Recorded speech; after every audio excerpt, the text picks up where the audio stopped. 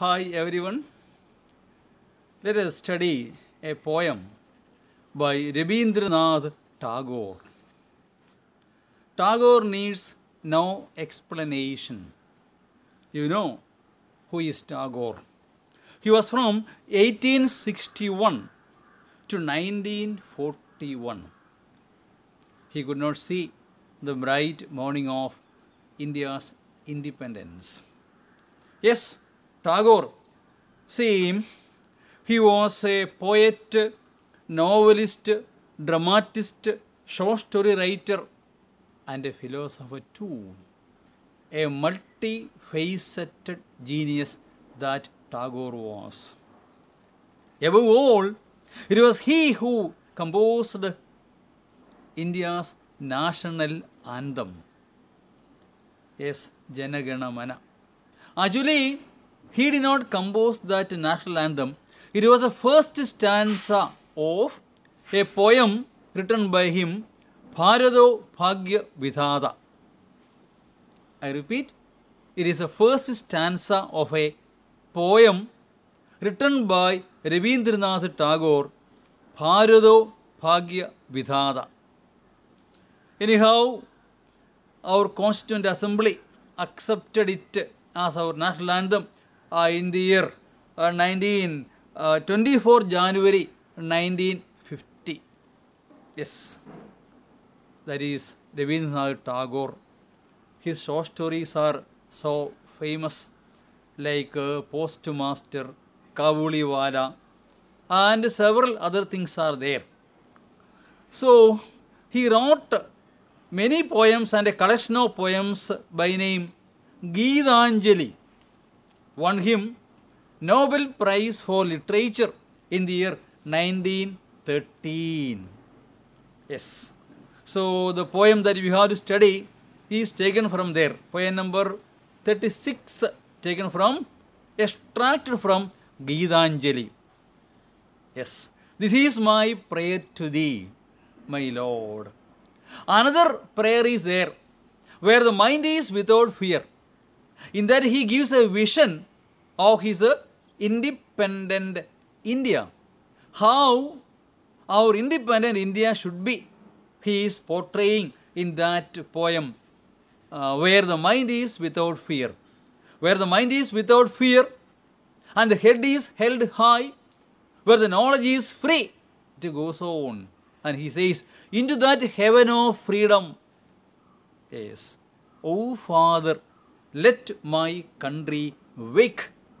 So he was envisaging a nation where the mind is without fear and the head is held high and the knowledge is free. Several other things are there. The most important among all, according to him, is a mind should be without fear. Then only freedom becomes a reality. Not physically free, but our mind should be free. Even after 73 years of independence, can we say that our minds are free? I doubt very often. Why? Because as a famous economist said once, previously we were bowing before British Sahibs. Now we are bowing before Indian Sahibs. That is all. The plight, the fate, the condition of average Indian is always the same. It has been the same. No change. The mind is not without fear. That's the main problem. You go to a government office, you are not offered a seat to sit there. You are a citizen of India. No use. You have to bow before them. The Babus and Sahibs of our executive wing, government officials, and call them Sir. When they will lift their head and ask, Is it not so? Can you say that your mind is free? No. The mind is without fear. You are the citizen of India, as equal as the first citizen of India, the President of India. Yes. Do you ever feel that you are as equal as him? I don't think many of you have ever felt like that. That is what Tagore says, the mind is without fear. Yes. So let us see the poem. Take your textbooks, all of you. Page number 62 in your textbook. This is my prayer to thee, my Lord. Yes, he is praying to the God Almighty. Let us see what he prays. Take page number 62, the first line. This is my prayer to thee. Thee means you. Old English, thee, thou, thee, and all Old English. Thee means you. This is my prayer to thee, my Lord, my God. Oh my God, this is my prayer to thee. I pray to you. This is my prayer. Strike at the root of penury in my heart. Penury means poverty. Yes, poverty is in a way a crime, because all are born equal. Before the eyes of God, all are born equal. And the natural resource of this world, we have an equal right. But many are in poverty, even in this 21st century. Do you know, in India, 8.8 crores of people are there below poverty line. What is poverty line? There is no line drawn above anybody's head. Those who cannot earn 27 rupees in villages and 30 rupees in cities are marked as below poverty line. You can imagine 27 rupees in 21st century. What is that? You can't get a kilograms of 1 kilo rice with that. Or 30 rupees also you cannot get. How can a man survive one day with that? In such a way, more than 8.8 crores of people are there in India who are below poverty line. So poverty is a big, in a way, crime, I say. In a way, sin, I say. Because how can we afford such kind of people in independent India? After the 73 years of independence, poverty is still there. We can't say that we have removed, poverty from India. How can we say? We can never say. So strike means remove, not striking. Remove. Oh my God. Remove the roots of penury. The basic reasons, the basic cause of poverty. In my heart. Poverty is not physical, it is mental also. If you feel that you are poor, you will always be poor. It's a mental state in a way. Why? Because some people always feel that they are poor, even if they have got enough and more. Enough and more. See, God has given for everybody's need, not for everybody's greed. People are greedy. Some people are, they get more and more and more and more. They still feel they are poor. They haven't got enough that they need. Yes, they will always remain to be poor. It's a mental state in a way. Some people, with whatever they got, they are happy. With the limited means, limited income, they live so happily. They live happily forever. In a way, poverty is a state of mind. In a way, not completely. If you have nothing to eat, you cannot simply say that I am not poor. Yes, at least you have to fill your stomach 3 times a day. Is it not so? Basic needs, food, shelter. These things every man should have in this world. He has a right for that. God has given all these resources for everyone. We are supposed to share it equally among all. But the gap between haves and have-nots is so vast and wide in India. Is it not so? Compare the richest man in India, Mukesh Ambani, and an ordinary man in India. What is his condition? What is our condition? I am not blaming him. He gives jobs to thousands of people, of even lakhs of people are working under him. Is it not so? Wealth generation, he is a typical model. How to generate wealth? You must look at him and learn. Dhirubhai Ambani, Mukesh Ambani and Anil Ambani. It is his ability to generate wealth. But the gap between haves and have-nots is so vast and wide in India that he should bring down. That's the purpose of a government. That should be the purpose of a government. So he is praying to God, oh my God, strike means remove the roots of penury, poverty from my heart, from my mind. Not physical poverty alone. People always feel that some people always feel that they are poor. So, for them all, Tagore is asking God, oh God, remove the roots of penury from my heart. At the time of Tagore, no, he died before independence, British India. You see, the Britishers were so rich, English East India Company, and the people of India remained always in poverty. Is it not so? They were given only menial jobs. All good jobs were with British people, those who came here and settled here. They were enjoying all good jobs. No job for Indians. Sipais, they were called, menial type of people. We were poor always when we ruled by British India. Okay, now? So he is asking God, oh God, strike at the root of penury from my heart. Yes, give me the strength. He is praying to God, oh God, give me the strength lightly to bear my joys and sorrows. In life, we will have both. We will have both joys and sorrows. Sometimes you will be happy, sometimes you will not be. And I should be able to bear it, suffer it, manage it equally.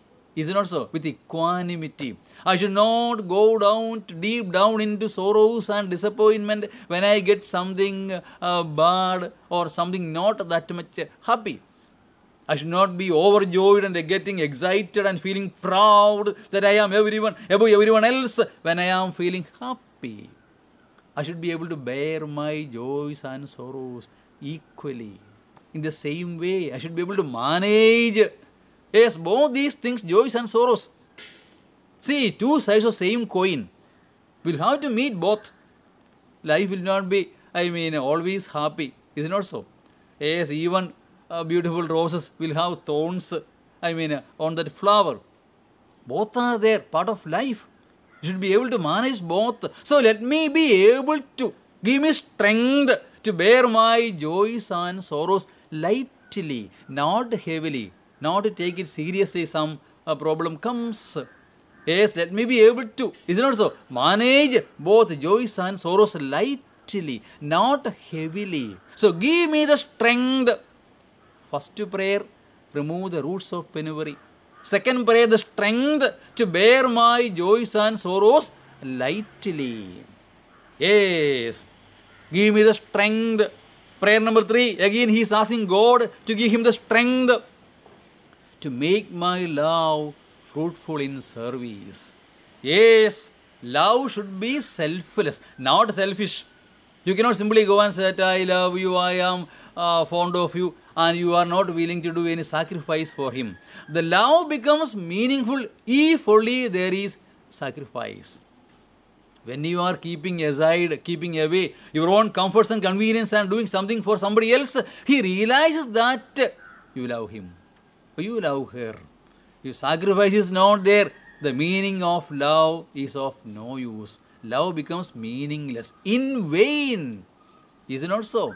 Only lip service. You may say many things, so beautiful things you may utter, you may speak, but your love becomes meaningless if it is not accompanied with, by sacrifice. When you are willing to sacrifice for somebody else, he realizes that it is your love that makes you do that service. So, let me make my love fruitful in service. Is it not so? Yes, give me the strength.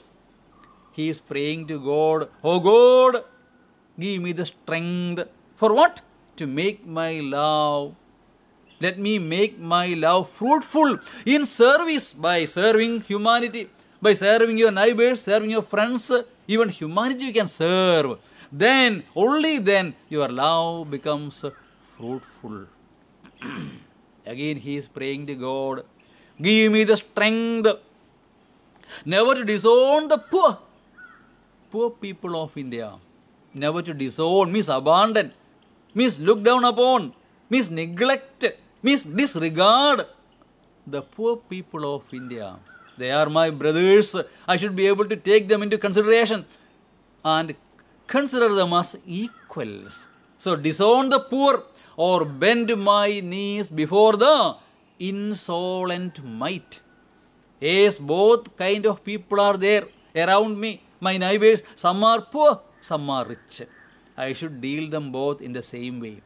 I should not disown the poor people of India or disregard them or neglect them or disown them or look down upon, look with contempt and hate and dislike. I should not. They are as equal as me.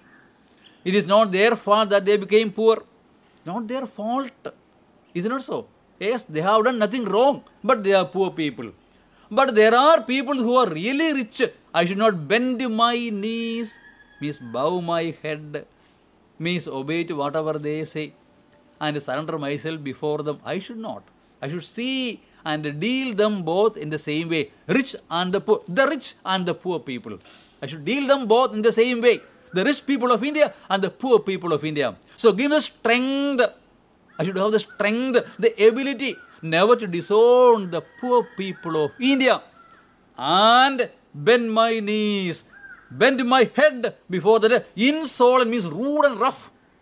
Might means powerful, means the rich, the powerful. I should not bow my head and bend my knees before them.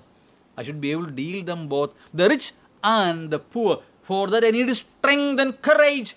Oh my God, give me the strength never to disown the poor people of India or poor people as a whole or bend my knees before the rude and insolent might, means mighty and powerful. Yes. Give me the strength to raise my mind high above daily trifles. Oh God, give me the strength to raise my mind high above daily trifles. Trifle means silly things. In our day-to-day life, there will be many problems. Some of them are small, some are bigger, some are biggest also. I should be able to raise my mind. I should not take to heart. Even small things might be there in everyday life.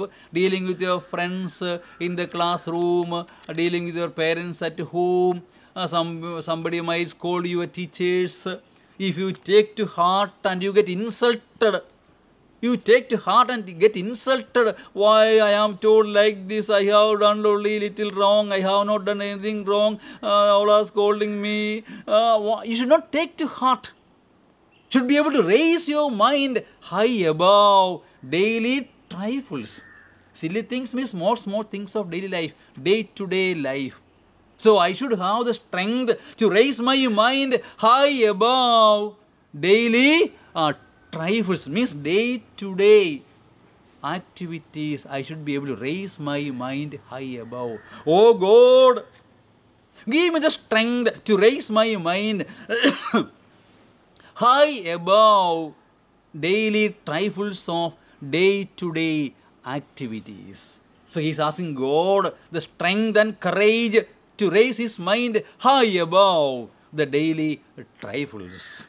Trifle means silly things of day-to-day activity, day-to-day life. Okay. And give me the strength to surrender my strength to thy will with love. Give me the strength to surrender my strength.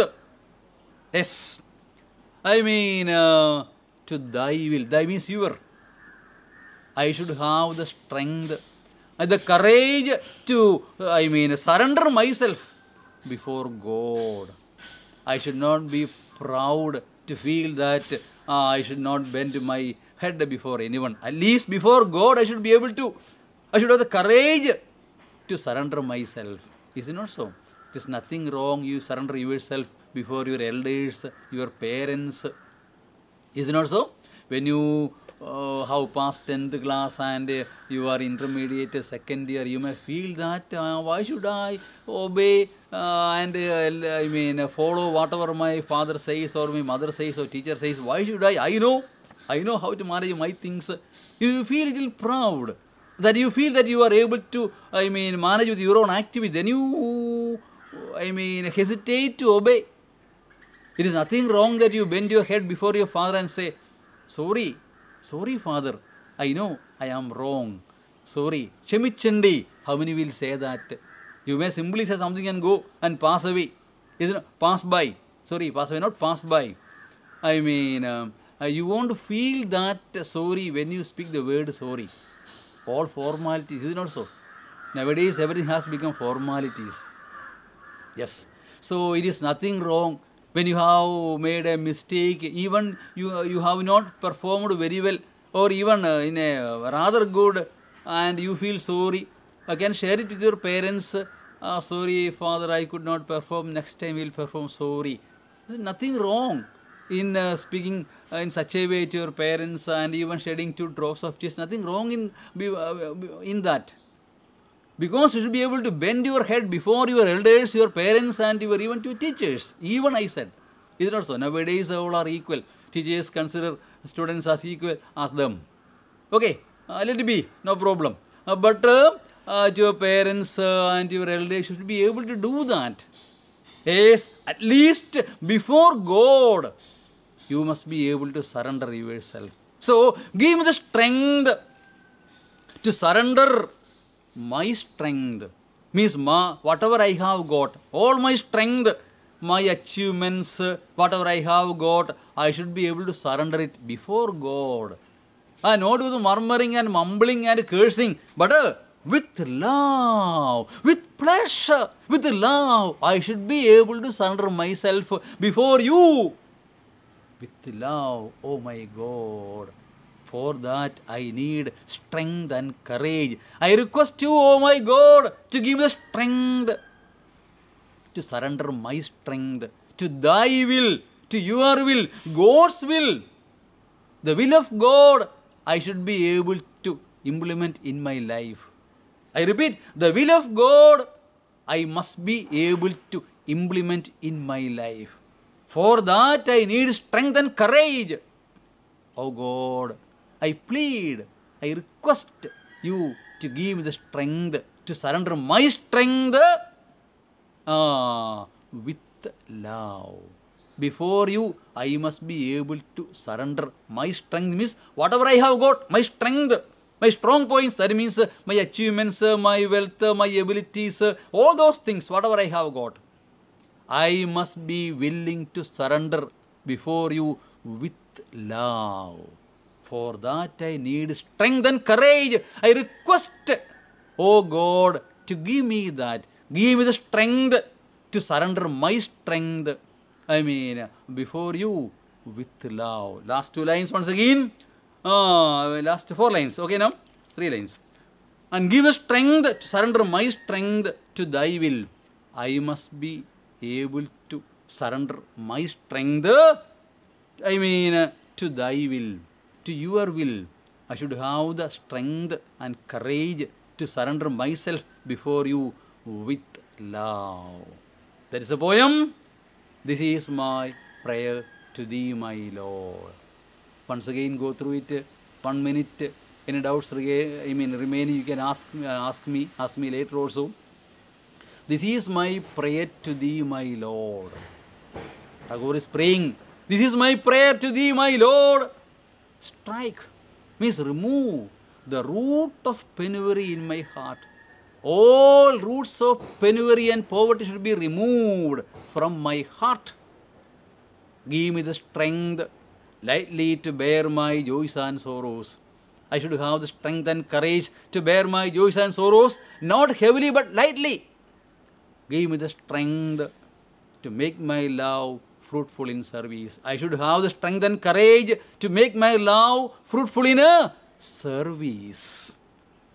Give me the strength never to disown the poor or bend my knees before the insolent might. I should have the strength never to disown the poor people of India and bend my knees, bend my head before the strong and mighty rich people, insolent might.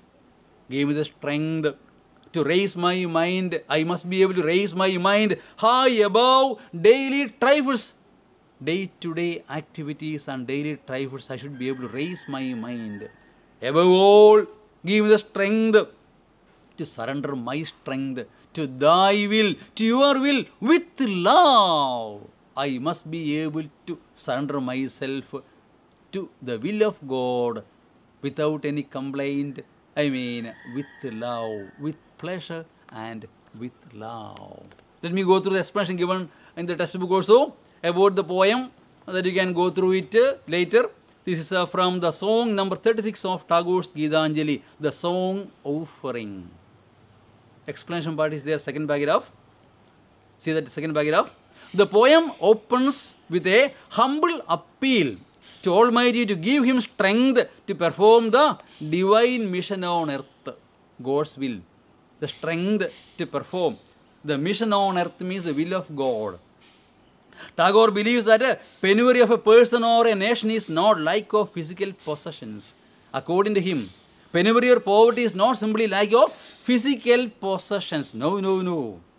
It is absence of kind-heartedness.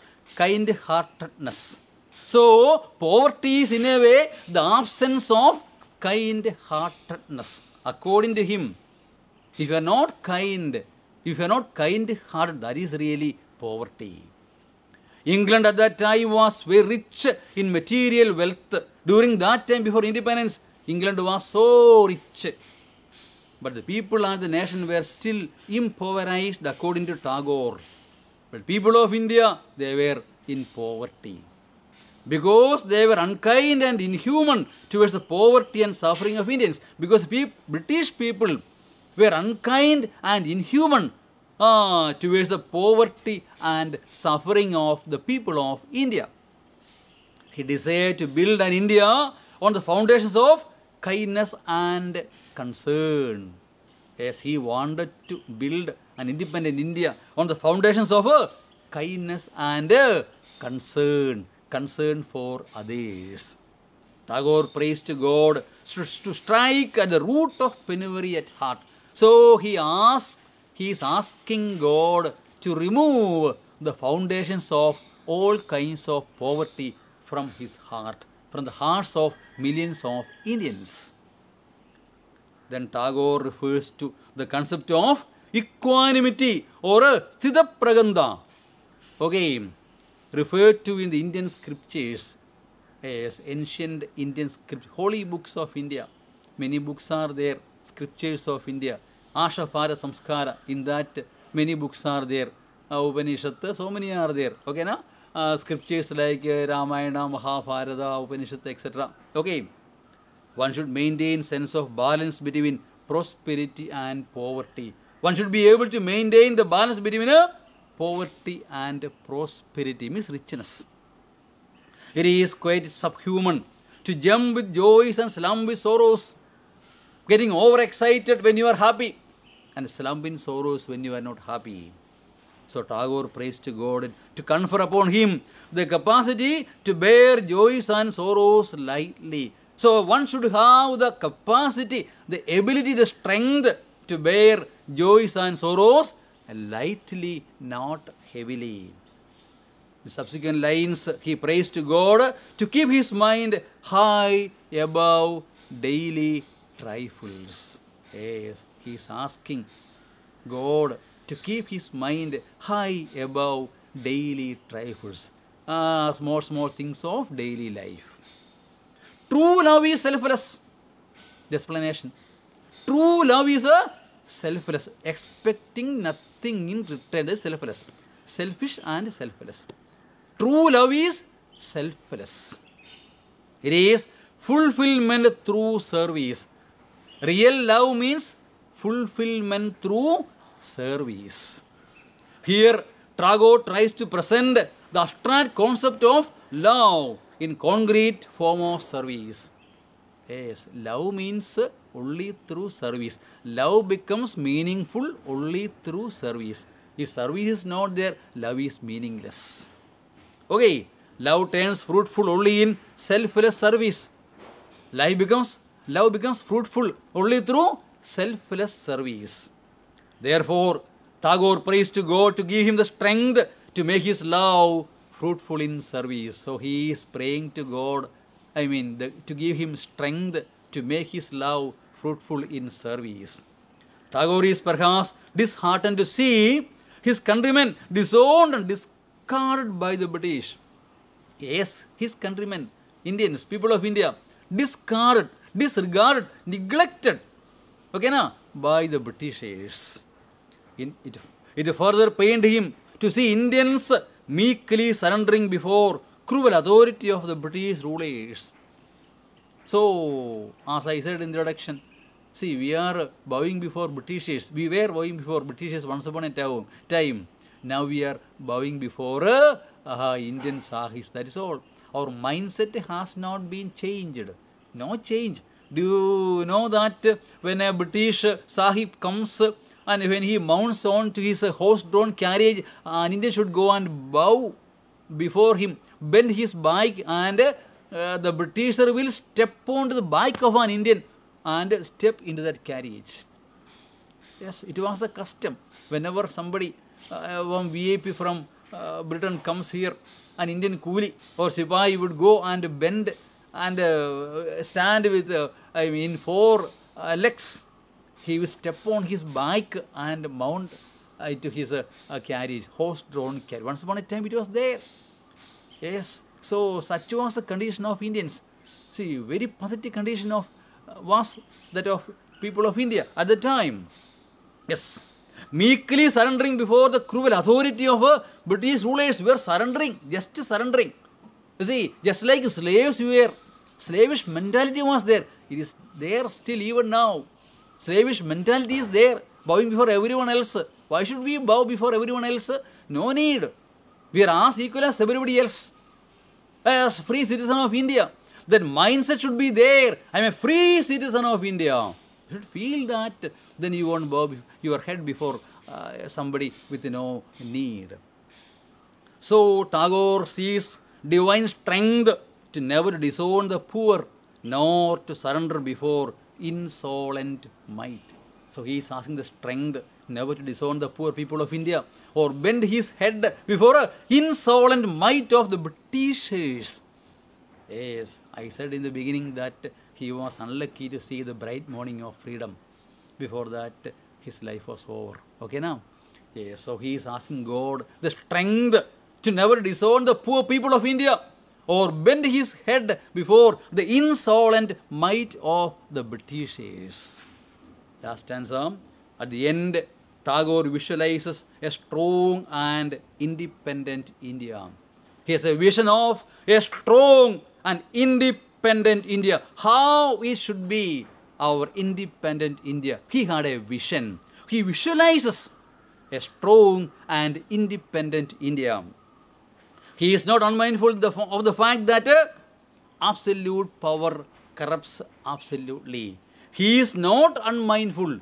He is mindful, means he knows that absolute power corrupts absolutely. Corruption has become a part of life, in the modern world. In 21st century especially, we can find whoever is above us, even elected representatives, are very often bribed, and corruption is there. They switch over their loyalty from one party to another party, taking bribe and pull down the elected governments. You can see in many states in India. Is it not so? These MLAs and MPs, they will take money or some other, emoluments like that. And they would change their loyalties. Even if they elected by one political party, they would take bribe and they would go to another party and join them to get a ministership or something like that. Corruption has become a part and parcel of our life. Yes, absolute power corrupts absolutely. Power corrupts. Absolute power corrupts absolutely. Yes. See, strength without obedience leads to power mongering. Strength should be followed by obedience. We have a duty also to be obedient to the law, the rule of law. We should be obedient. That is, if that is not there, it would go for power mongering. We would run after power, wealth, money, etc. and etc. Hence, in the last lines, Tagore prays to God to bestow him the strength to surrender his strength to the divine will with love.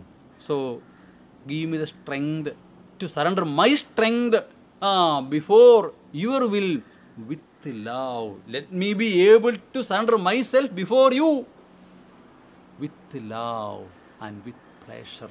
That is what he prays in this through this poem. Yes, this is my prayer to thee, my Lord. It is song number 36, extracted from a collection of poems, Geetanjali, which won the Nobel Prize for Literature in 1913. Yes. Watch the video once again, or twice or thrice again, and understand it clearly. Go through the poem once again. If any doubt remaining, let me know it. I will clarify later. Thank you.